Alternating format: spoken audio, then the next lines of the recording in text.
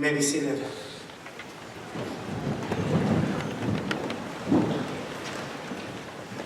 Just over a week ago, when we completed the book of Genesis, we read of Jacob's last day with his closest friends and family gathered by his side. It's easy to think of these last weeks of Leah's life and the revolving door at Sharon and Richard's home, of friends and family, but it's easy also to look around this room. I want to ask the Hammermans to now look around this room at all those who love Leah so very much.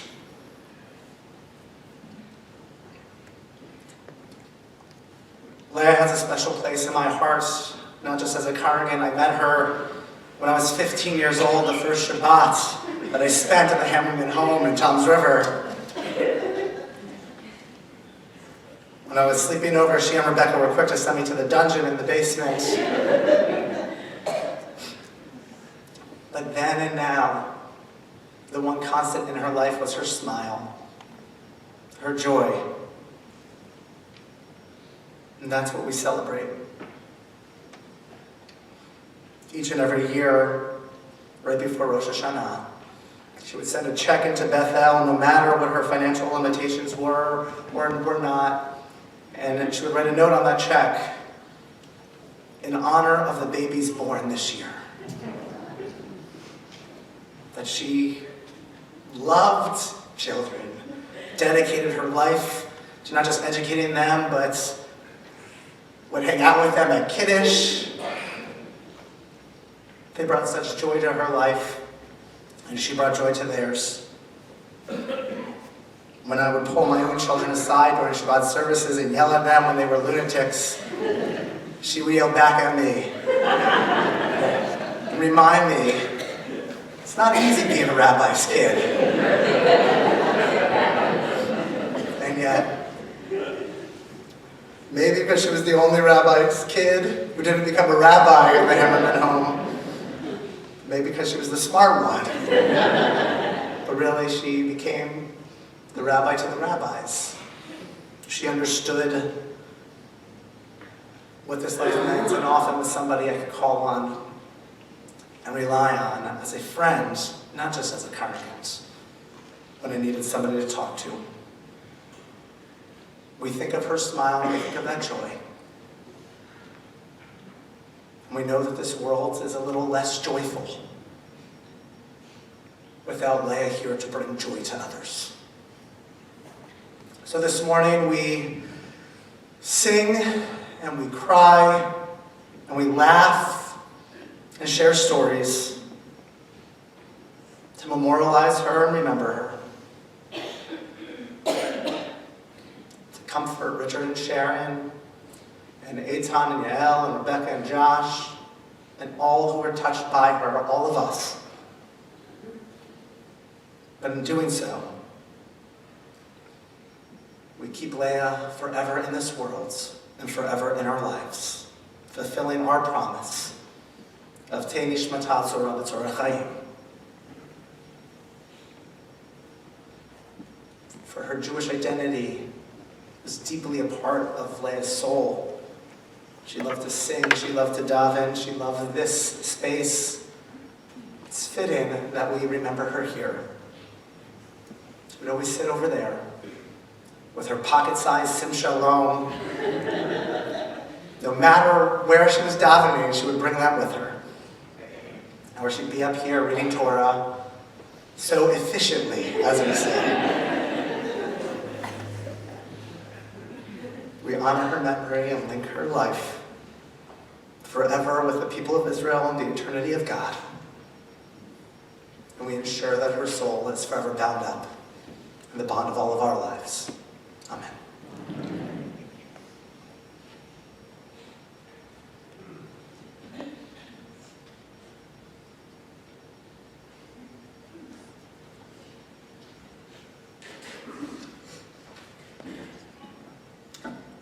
Rory Michelle Sullivan often spent Shabbatot on Leah's couch in the Gaslight Commons, where I also met Leah. She was one of the first people I met when Hilly and I moved here. Rory would lead Shabbat singing and lead also singing in our JLC program here, and Leah was her constant host and dear friend. Over 3 years ago, when Leah was first hospitalized and diagnosed, Rory appeared at her bedside and started singing. And one of the songs which she sang was Ozi v'zimratia vayhili lishua. God is my strength and my might. God is my deliverance. I want to invite all of us to join with Rory Michelle as she leads us in praising God for giving us hope and strength even at this time of loss.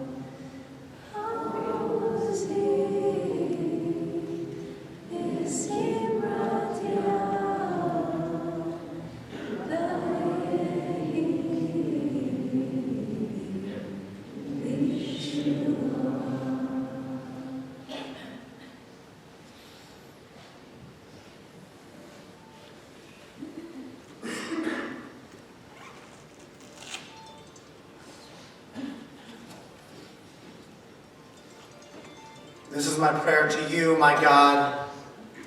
Let not my spirit wither and shrivel in its thirst for you, and lose the dew with which you sprinkled it when I was young. May my heart be open to every broken soul, to orphan life, to every stumbler wandering unknown in the shadow. Bless my eyes, purify me to see humanity's beauty rise in this world, and the glory of my people in its redeemed land spreading its fragrance all over the earth. Deepen and broaden my senses to absorb a fresh, green, flowering world, to take from it the secret of blossoming in silence. Grant strength to yield fine fruits, steeped in my very being without expectation of reward.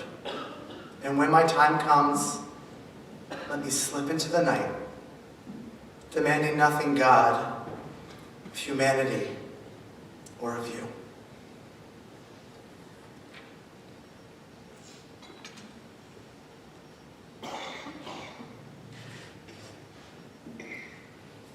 Let's join together in singing the words of Psalm 23. Mizmor leDavid, Adonai roi lo echsar, binot desher bitzeni, al mei menuchot yanaleni, nafshi yeshovev, nafshi yeshovev, yancheni v'maglei tzedek leman shemo, gam ki elech begeit samavet, lo irara, ki atai madi, shivtecha umishantecha,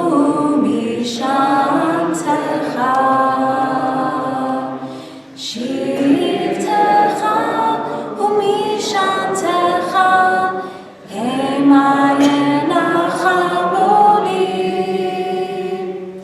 taroch lefanai shulchan, taroch lefanai shulchan, taroch lefanai shulchan, neged sorerai, dishantav Hashem ben roshi, dishantav Hashem ben roshi, dishantav Hashem ben roshi, kol sirevaya.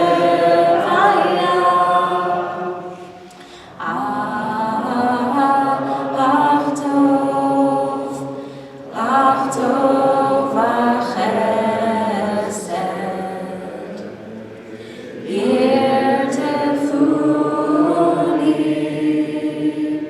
kol yemei chayai,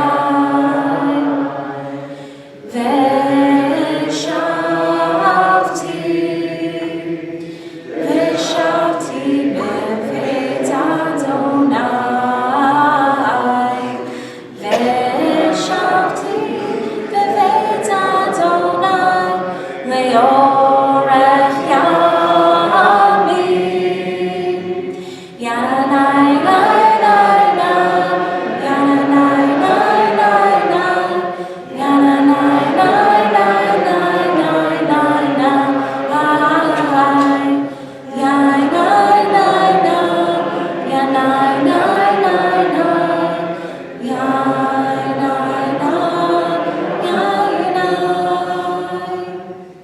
a Psalm of David. The Lord is my shepherd, I shall not want. God makes me to lie down in green pastures and leads me beside the still waters. God restores my soul and guides me in straight paths for God's name's sake. Yea, though I walk through the valley of the shadow of death, I will fear no evil, for you are with me. Your rod and your staff, they comfort me. You prepare a table before me in the presence of my enemies. You have anointed my head with oil, and my cup runs over. Surely goodness and mercy shall follow me all the days of my life, and I shall dwell in the house of the Lord forever.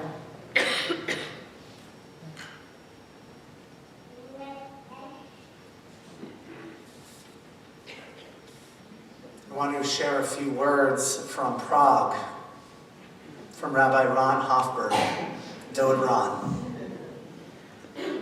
To my Hammerman family, your Dod Ron, as well as all of those here and not here today, grieve with you and accompany you on this most difficult of days, which no parent should ever know.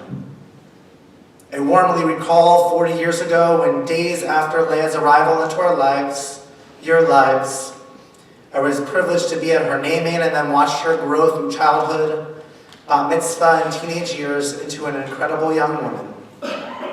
Through all the ups and downs of life, she never lost her infectious smile and warmth, which was felt in any place she entered.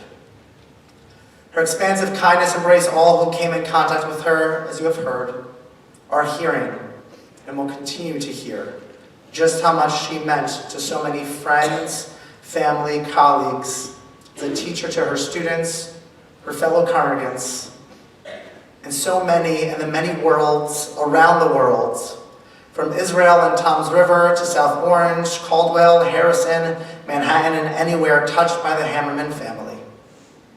She was family to me, and my memories of her are filled with only the warmth that she extended to her Dod Ron. Though granted only 40 years, Leah lived 4 times 40 years and more in the lessons of kindness, caring, patience, friendship, love of Jewish life and practice in synagogue, a proud Jew, and much more which she has taught so many, from the smallest in her classrooms to the synagogue communities she touched, to all of us. A piece of all our hearts has been torn from us. We must fill that space with the lessons she taught through the way she lived life. Her memory, like her life, will be a blessing to all. May you, her family, feel the warmth of hugs and love, traveling from near and far to embrace you in these difficult days and know how much she meant to so many. This time, I want to invite Leah's rabbi, who spent many years as her rabbi in South Orange, and even when she relocated to Montana, continued to be her rabbi. And most importantly, her dear friend, Rabbi Francine Ross.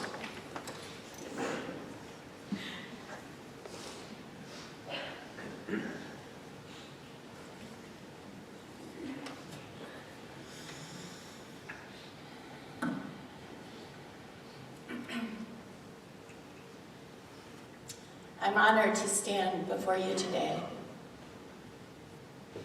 so that I can try to honor my dear friend, your daughter and sister,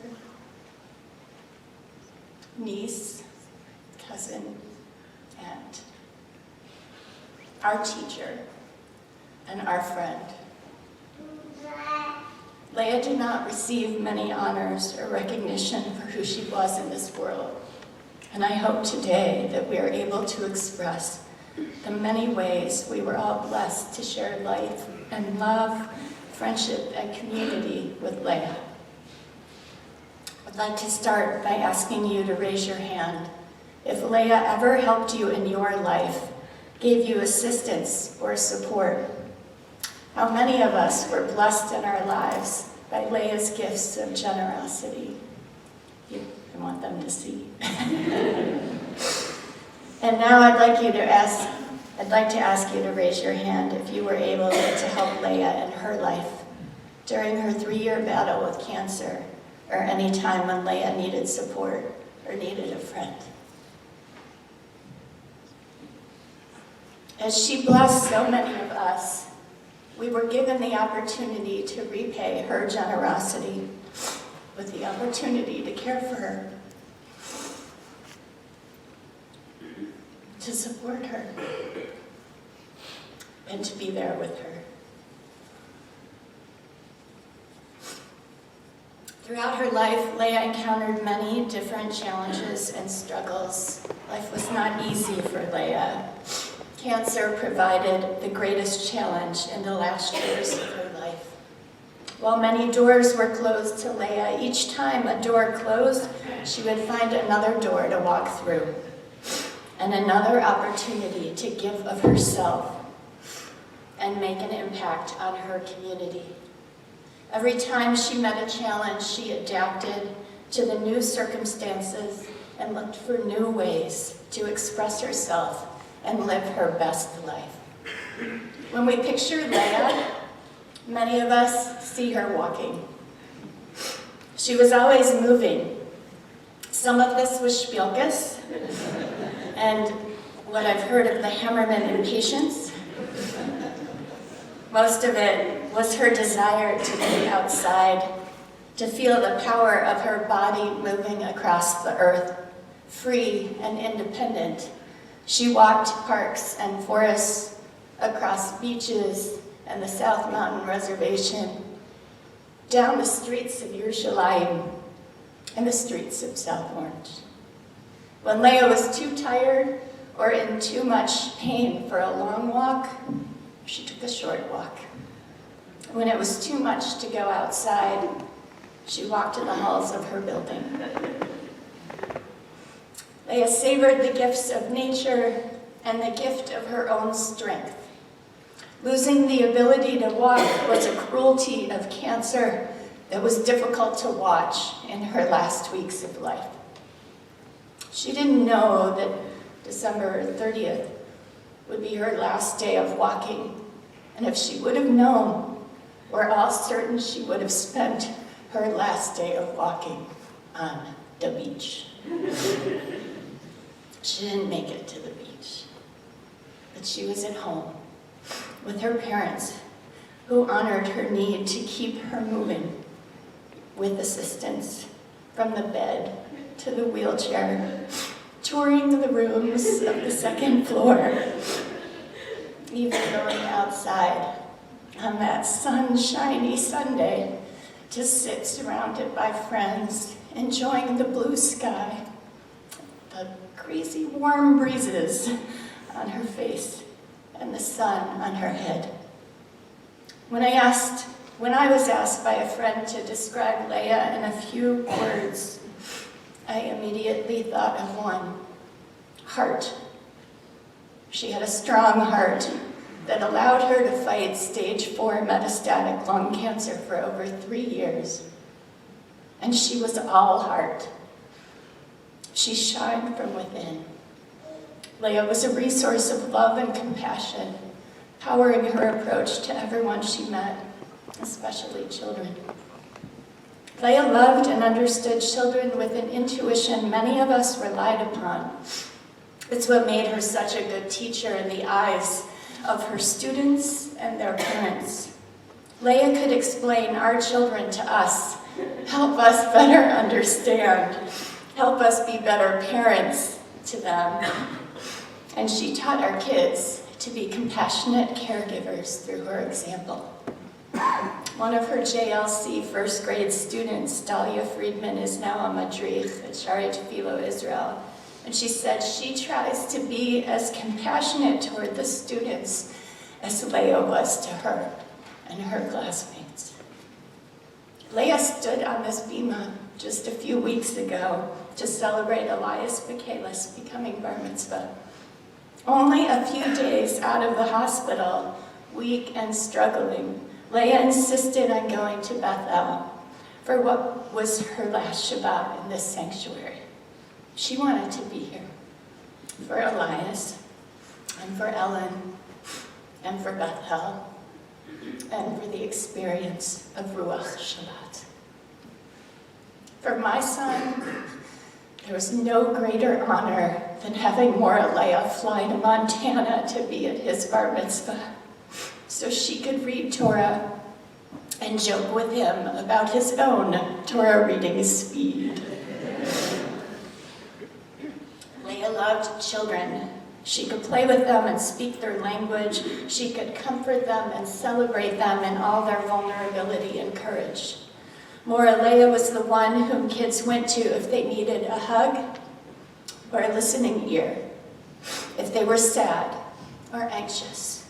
Leah was generous with her students and her fellow teachers. Wherever she worked, whatever grades she taught, she helped her fellow teachers, contributing her ideas and her hands-on efforts. Rivka Nelson, director of Bethel's Jewish Learning Center, said Leah loved to learn alongside her students and was always doing something creative and interactive. If there was a hubbub overflowing the classroom and filling the hallways, Rivka knew it was Leah, engaging and inspiring her students. 3 years ago, Leah was preparing to go down the path of parenthood. She wanted to raise her own child. And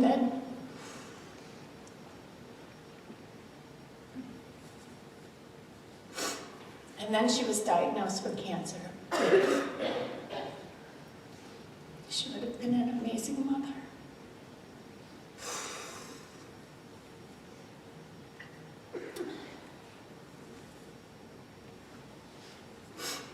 The rabbis say that one who teaches children fulfills the mitzvah to procreate through her students. As we sat around the Hammerman's dining table yesterday, reviewing the many places that Leah taught, from high school to college, Ramah, Golden Ark Academy, Kushner Academy, and the JLC, in the classroom, on the playground, in the sanctuary, we couldn't even imagine the number of children who learned from Leah. They learned Hebrew and Torah, Midrash and art, and most of all, they learned from her example how to care for another person as if they are the most precious, sacred being in the world. When you picture Leah in your mind, I hope you see her smiling. She connected to you with her smile. Maybe there was a raised eyebrow that went along with it, a sharp-witted comment, or just a little signal that actually she was annoyed and not happy at all. Leah smiled and listened. She asked questions and shared her experience. She could have strong opinions, and she could listen to other perspectives. She was open to diversity, different people from different backgrounds. Leah made friends and deep connections wherever she lived, wherever she went, wherever she worked. She had friends throughout this community, especially at the Gaslight, down to Deal and Tom's River, across the country and throughout Israel. Leah kept in touch with friends and family, cousins across the country and throughout Israel. She made friends with people she never met in person, but came to know through cancer survivor discussion groups online. The Hammer Strength Facebook page was a lifeline for Leah, helping her stay connected and feel our love, share her feelings, and ask for support. If you were Leah's friend, you knew it. She checked in to see how you were doing. No matter what was going on in her life, she wanted to know what you'd been doing.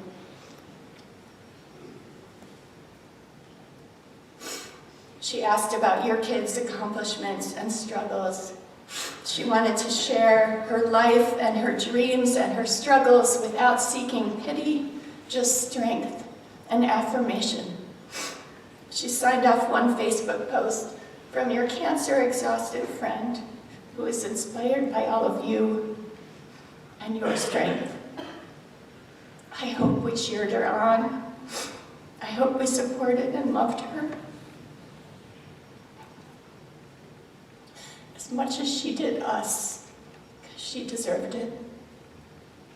Leah showed up for her friends and her family.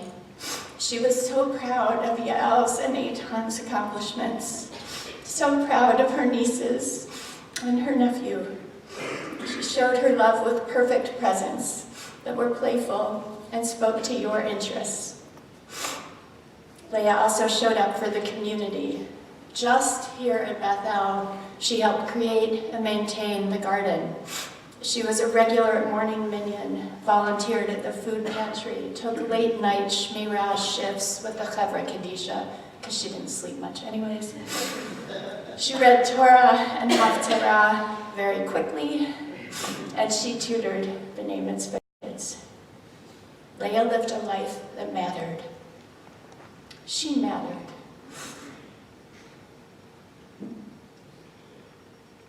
She made our lives, our families, our community better for her presence and efforts.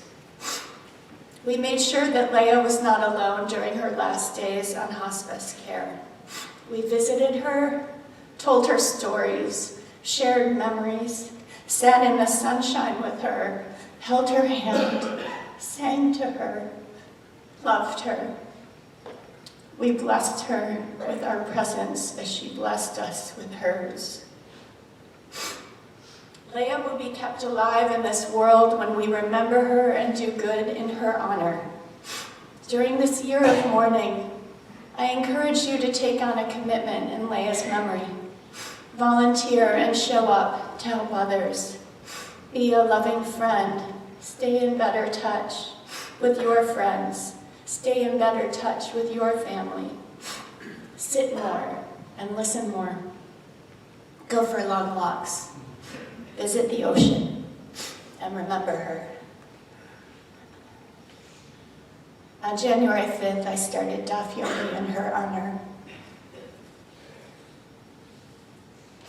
Leah loved to learn as she loved to teach. Her favorite ritual was learning on Erev Shavuot. In the year ahead, you could commit to study a Jewish text in her honor. She would want us all to commit to celebrate life. I want to close with a piece of Gemara I learned while I was living with the Hammermans and helping to care for my dear friend. On Brachot 7b, we're taught, Rabbi Yochanan, in the name of Shimon Bar Yochai, said, "From the day the Holy Blessed One created the world, no one thanked God until Leah." As it says in Genesis, "Hapa'am odeh et Hashem." This time, I will give thanks to God. Leah said thank you to everyone. Everyone who did anything for her. She could hardly speak in her last week of life, but she said thank you over and over again to her aides and her parents, her siblings, and her friends. She said thank you. And Leah thanked God every day for the gift of life that she was granted of her 40-plus years on this earth. So let us be thankful for the gift of life, for the gift of Leah Shoshana, Bat Harav, Reuben Abba, Visharana Ruth. And let us keep her alive as we love each other, build loving families and communities, and inspire the next generation of Mensches in her image. May her memory be a blessing and her soul be a peace.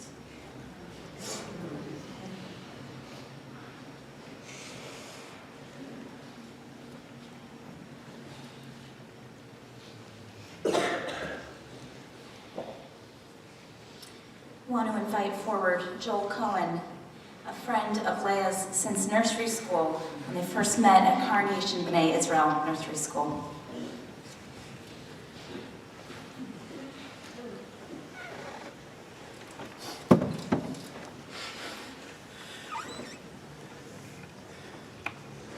Can you remember your first friend? Can you remember your first friend? Are you able to think back to your earliest memory as a young child, or even a toddler, and remember the first friend you made? Or remember that someone else, that other child, just about your size, that extended their hand and let you know that they were happy to play with you or invite you over to their house? Leah was my first friend. Sharon loves to tell the story of how I was in part raised in her home. Soon after our moms met at a Shabbat dinner and became friendly, my routine began of being dropped off at the Hammermans every morning before B'nai Israel Nursery School to greet the entire Hammerman household with loud tears and hysterical crying every single day as I was dropped off, and only to stop at the very moment the door closed and my mommy was completely out of sight. And Leah would be quiet and patiently wait as this scenario played itself over and over again. And she would wait for me, and then we would play together until it was time to head to B'nai Israel. Who is your oldest friend? How long have you been friends for? My first friend was my friend for my entire life, and through every stage of life. Leah was there. Nursery school to Solomon Schechter to Toms River High School North, Toms River North to college and beyond. All of the ups and downs of life, from college drama to family, to fun times at the beach, to special occasions, to special simchas, Leah was there. She was always a support, a faithful friend to lean on, and someone to offer sometimes simple and profound advice. Old friends are hard to come by.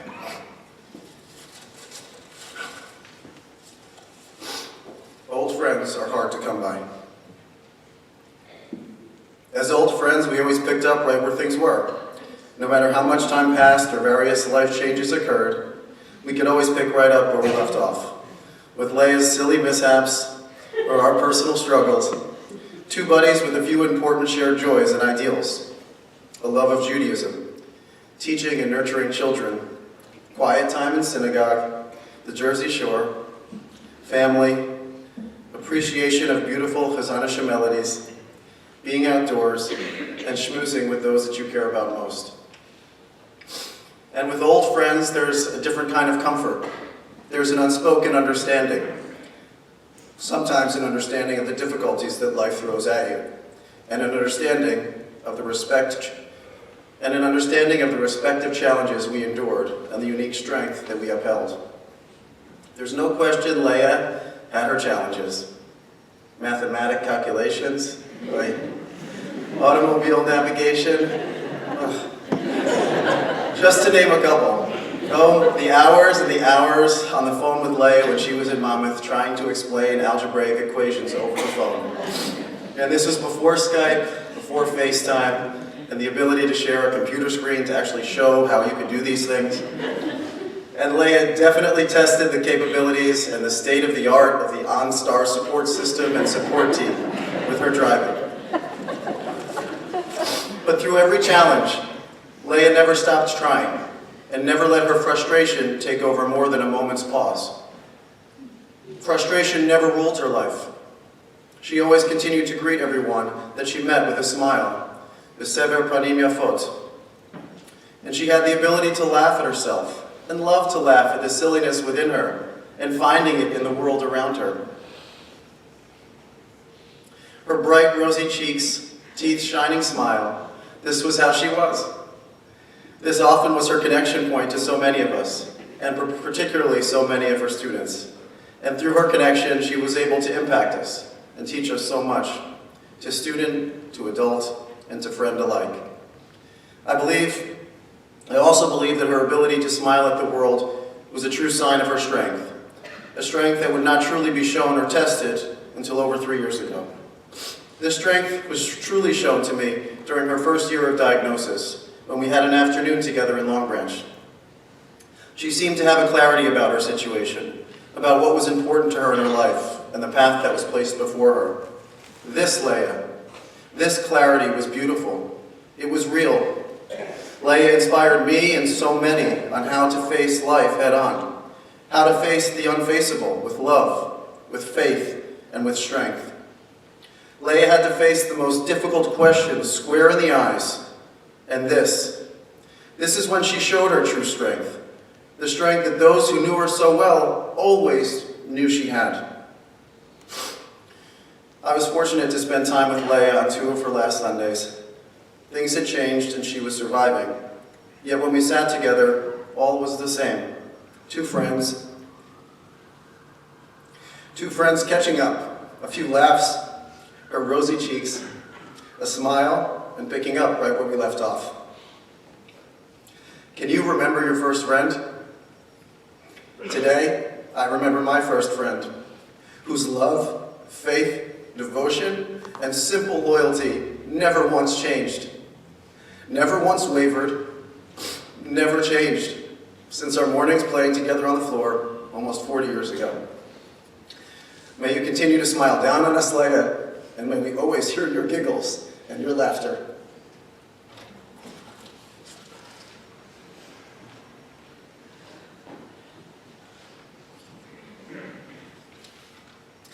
I want to invite up Carrie Yaffe, who along with her husband, Rabbi Gordon Yaffe, and sons Neil and Robert have been close friends of Leah's since her freshman year at Monmouth University.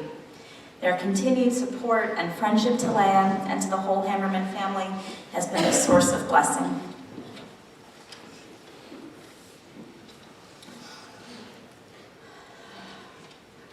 When you move to a new state with your husband who's a rabbi and young children, and you attend your first shore area rabbinical picnic, you don't expect to meet an incredible family whose friendships will change your life forever. I met Leah when she was 15 years old and I was 35. For 25 years, Leah has impacted my personal life and my whole family in unimaginable ways. I speak on behalf of every friend of Leah's, which would include all of us here today. Leah epitomized, as others have said before me, the truest meaning of friendship. If you are Leah's friend, you are a member of her family, and she was a member of yours. Leah started out babysitting for my children when they were 5 and 7, and very quickly became one of my sons, Robert and Neil's favorite friends. She essentially helped me raise them. With regard to my friendship with Leah, her mother Sharon said it best the other day to me. She said, "You and Leah found each other at the right time in your lives when you needed each other," and that really is the truth. She became my confidant, my go-to adventurous fun friend, my CVS shopping buddy, my favorite shul friend, my library buddy. And I always felt that she was somewhere between a sister and a daughter at all times that I was with her. She changed my entire 15 years living experience in Deal, New Jersey for the better, and continued to be a special part of our lives for the past 10 years as well. Leah loved to share in all of my children and husband's accomplishments, as well as be an incredible support to all of us, especially when anything bothered any of us at any time. Her love for children, her love for learning, her ability to connect with so many friends from so many different areas of her life was so admirable. She gave so unselfishly of her time, her energy, her love. I loved spending countless hours on walks to the beach or shul, or going to my children's sports games with Leah. The joy on her face when my children scored a goal or a home run was comparable to nothing I can think of. My husband, Gordon, loved Leah just as much as I did. He loved sharing Shabbat services with her, discussing the weekly Torah portion, and just talking about the world. I once told Leah, "You are the mother of all mothers," because she made me feel so loved and cared for when I needed that. I think I even gave Leah a Mother's Day card once, just to let her know that even though she didn't have biological children, the world's children were hers. And she made an indelible mark on everyone involved with her. Leah will be remembered by the world as the most sincere, loving, unselfish, and kind human being. An example of a true modern Eshet Chayil, woman of valor, to never ever be forgotten.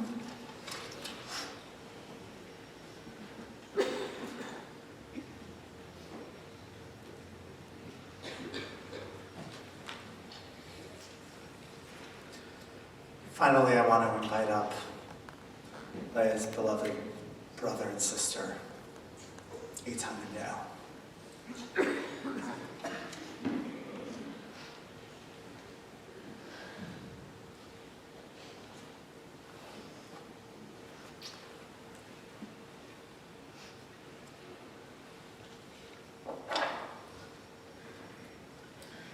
many rabbis does it take to give a eulogy? For Leah,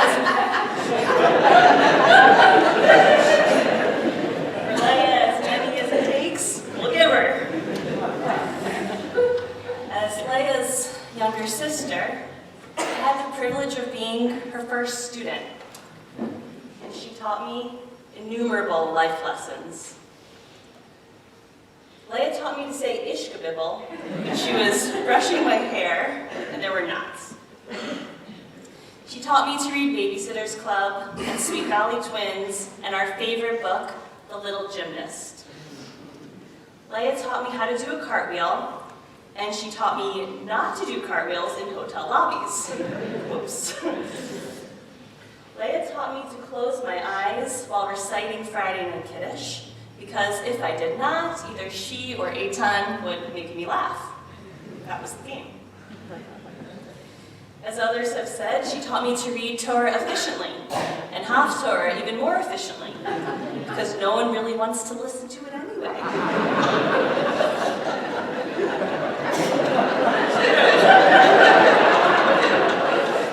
Leah taught me who to avoid at Shul Kiddush if I didn't want to end up with a slobbery herring kiss. You all know what I'm talking about.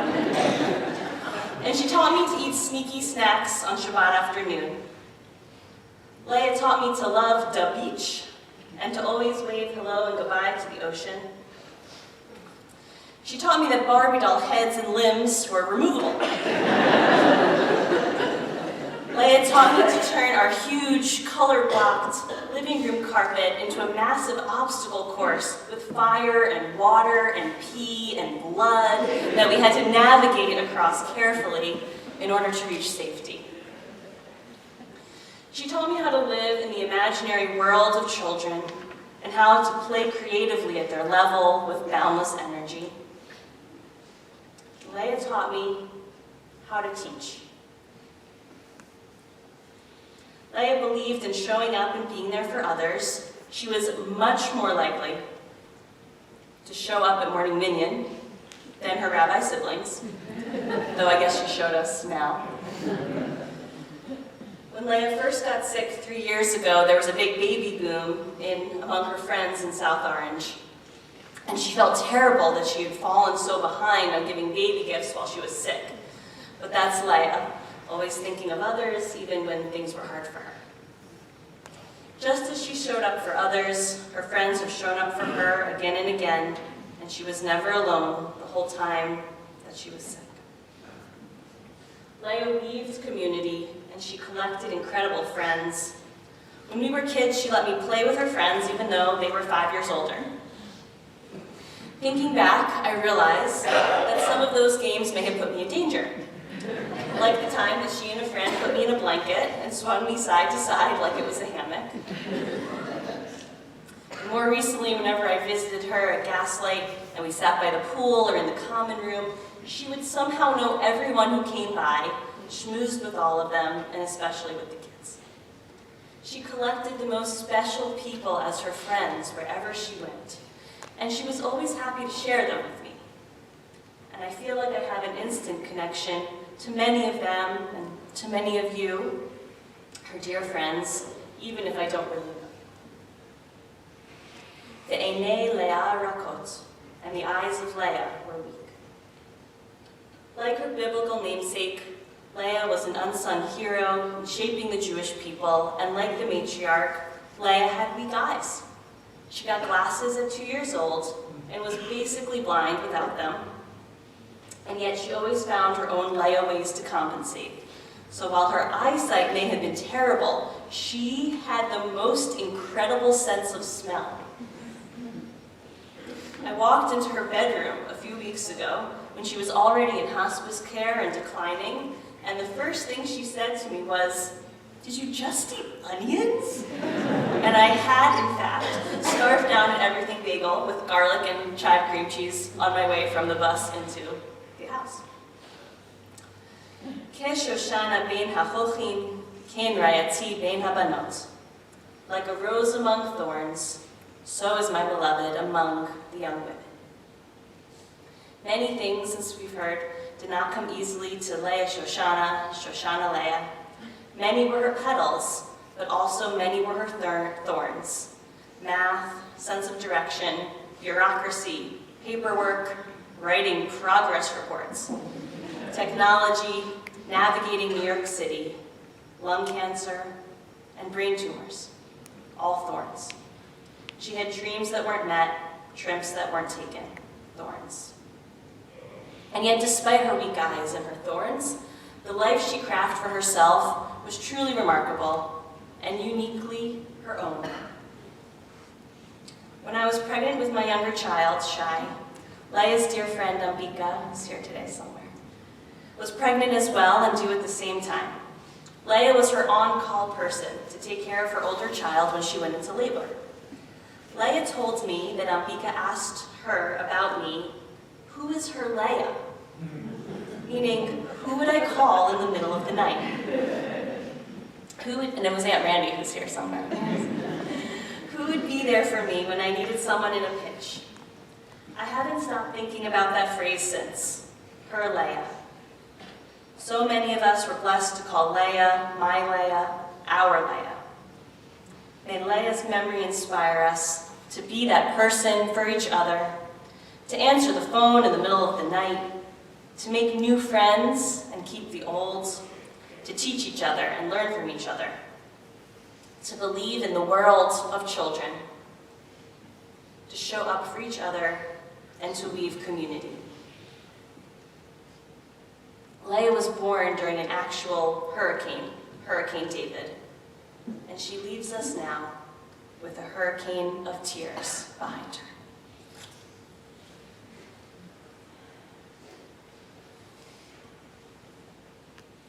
Our parents couldn't decide what to name our sister. One wanted Leah, one wanted Shoshana. They actually agreed on the names, but they couldn't decide which would be her first name and which would be her middle name, which would be her Hebrew name and which would be her English name. So they compromised Hammerman style by choosing all of the above. Our sister's English name would be Shoshana Leah, and her Hebrew name would be Leah Shoshana, but we would call her in English Leah just to add to the confusion. And the names themselves, though, were what was most important, that she be named after both of our mothers. Emma's mother, Flora, who died when Emma was 5, and her stepmother, Lillian, who came into her life several years later and raised Emma herself after the early death of our grandfather. Leah Shoshana, the oldest daughter, would honor both of these women. I know that a lot of us here in this room know their Bible, and we know that 3 of our matriarchs, Sarah, Rebecca, and Rachel, all had relatively successful lives. And then there's the 4th matriarch, Leah, who sometimes got the short end of the stick. Most famously, she was not the wife that Jacob wanted in exchange for his 7 years of work. It took some trickery on the part of her father to have her, the older sister, married off first. And then Jacob showed his appreciation, or lack thereof, by going right back to work for his preferred wife, Rachel. On the surface, Leah wasn't treated well in the Bible. However, a bit later in the story, we learn that Leah has become the mother of 6 of Jacob's sons and a daughter. According to the Torah, God sees that Leah is, quote, unloved, and makes sure that she can give the biggest of gifts to her family and her people. The math is clear. If Jacob had 12 sons, fully half of Bnei Israel, her children, us, are thanks to our matriarch Leah. And so too with our Leah. As much as Yael and I have these important sounding titles that are supposed to symbolize leadership and learning and teaching, it was always Leah who was actually the one sitting on the floor with the kids, playing with them at recess, preparing them for bar mitzvah and for bat mitzvah. I hired her in her first Hebrew school teaching job at the Jewish Community Center of Long Beach Island. She was 14, I was 16, but I was the principal. This is a totally true story. and I knew that I needed staff whom I could rely upon. She went on to way more distinguished teaching appointments at the Schechter School in Howell, where we all graduated from. She spent years at Kinder Care. She worked at Golda Ach Academy and Joseph Kushner Hebrew Academy. She worked at countless, really, Hebrew schools all through college and since, and worked with many students privately. Try to add these up. There isn't any way to quantify how many students Leah touched in a career that began at age 14. But there's no question that she reached hundreds, probably thousands of B'nai and Benot Yisrael, the children of Israel, just as her biblical namesake was responsible for so many. But like Leah in the Torah, our Leah sometimes got a raw deal.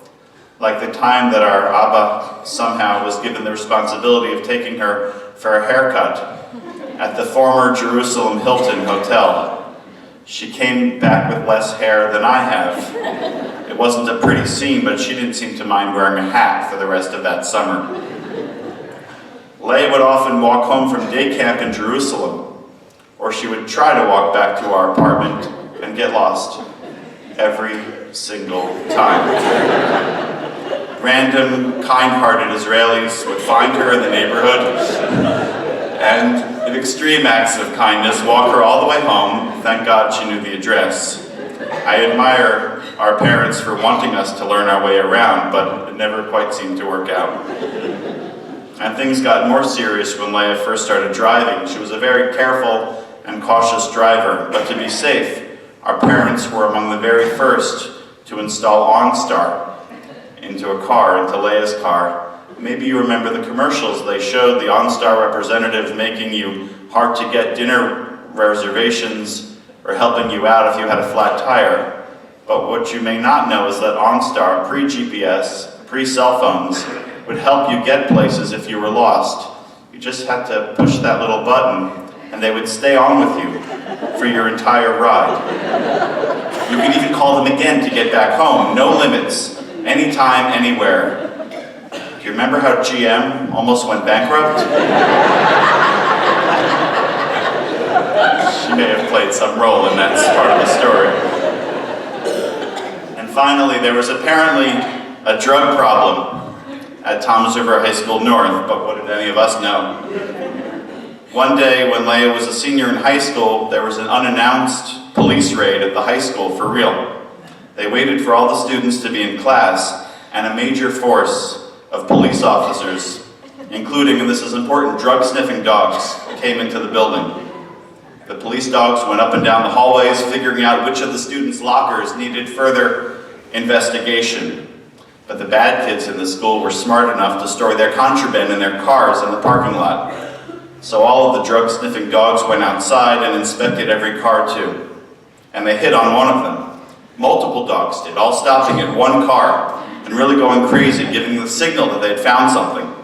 There were 20 police officers and a half a dozen dogs around this one car. The police looked up the license plate, they figured out the name of the owner, they gave it to the school principal who went to pull the student out of class. By that point, the student's parent had been called as well by the superintendent of schools, no less, and was told to come immediately to the school, but wasn't told why. And what happened next? Our mother got there in a flash. Just as Leah was being escorted out of the building to open her car for inspection, as the crack team of investigators see Leah being led over to them, they realized that maybe their big drug bust wasn't happening that day. Turns out that Leah's 1969 Dodge Dart, yes, we bought our cars from the old ladies in the synagogue who kept them unused in their garage for 30 years. Leah's car had been at the mechanic that week, and perhaps the Toms River mechanic had multiple income streams and used his customers' cars for storage on occasion. Sometimes Leah got the short end of the stick. Throughout her life, and especially in these last 3 years. Leah spent the last few weeks in a room full of flowers, flowers sent by many loved ones, and photos of flowers that her cousin Shifra would take each morning in Israel and emailed to us to hang in Leah's room. Our parents took our grandmother Flora's name and turned it into Shoshana, a rose in Hebrew. Roses, of course, are beautiful symbols, flowers symbolizing love, but for us to enjoy them, they're often cut way before their prime. All who behold them love them, but then they're gone, only a memory. When our Schechter School in southern New Jersey closed after 40 years of service and some teacher salaries still had to be paid, our parents bought the school's Torah scroll at fair market value. With this many rabbis in the family, you might as well own a Torah in any case. And the money went to make sure that the faculty got their last paychecks. We plan to use our family Torah for all of our happy occasions, all of our smachot. And this past year, just this year, we commissioned this parochet, this Torah cover, with a view of the Judean desert in Israel, as seen from our mirpeset, our porch in Jerusalem, with an open tent that represents the family value of hospitality, and maybe you can see a little river in front. That's the Tom's River.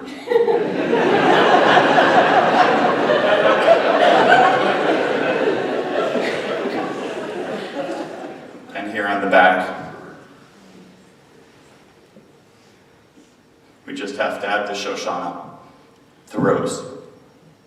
Leah, you'll always be with us in happy times and in second ones.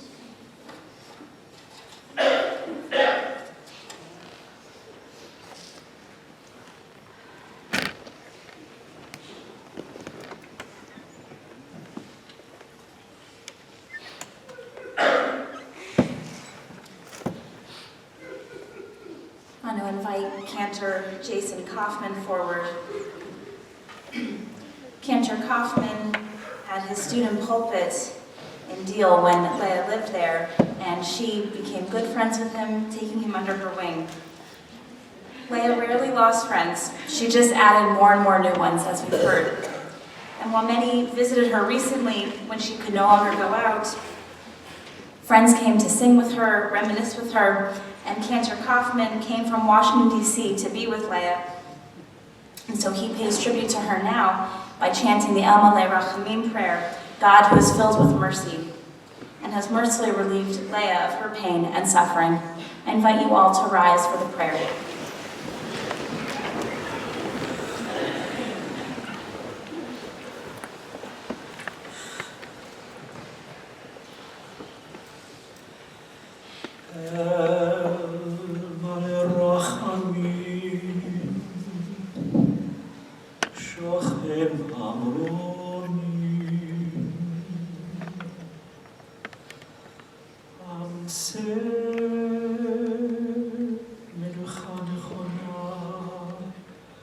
תחת כנפי השכינה,